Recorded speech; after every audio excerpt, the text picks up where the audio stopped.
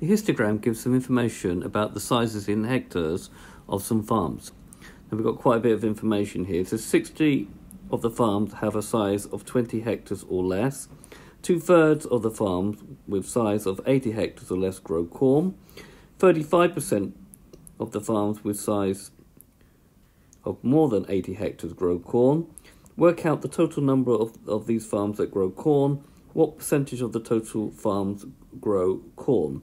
Now we've got a histogram here, but on this axis, which represents the frequency density, we don't have any numbers.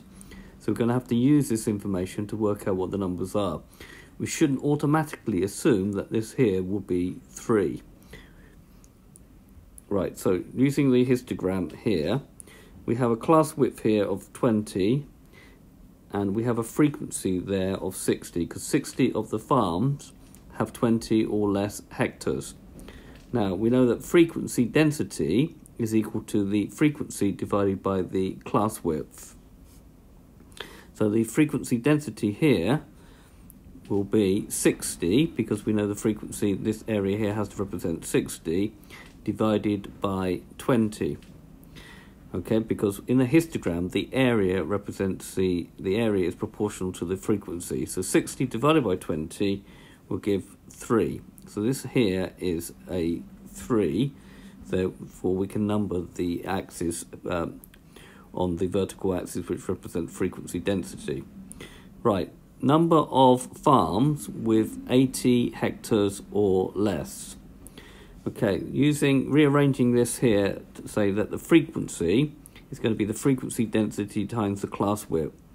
So in the first case, the frequency density is 3 times 20, which we just used in the previous part. The next one is going to be from 20 to 60. Sorry, not 20 to 60, 20 to 50. This one here is 50. So that's going to be 50 minus 20 is 30, and the height is 4. So it's going to be 4 times 30. The next one only has a width of 10 and the height is 6, so we need to do 6 times 10. And then the next one has a width of 20 but a height of 3, so the next one will be 3 times 20.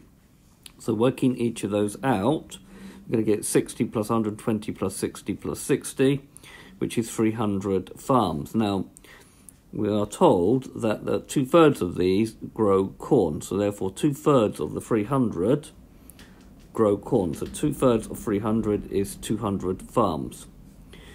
Now, we're also told we also need to work out the number of farms with more than 80 hectares.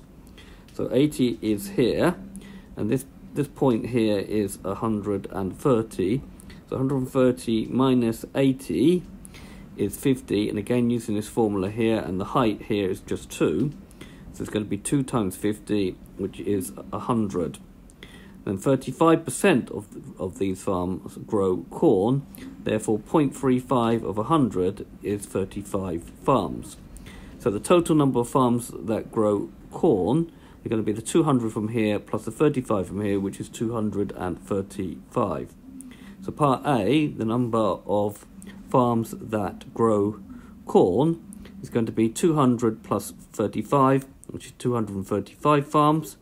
Part B, we've got to write that as a percentage of the total number of farms. So that's going to be 235 out of the total number of farms, which we've already worked out. There was, which is going to be 400.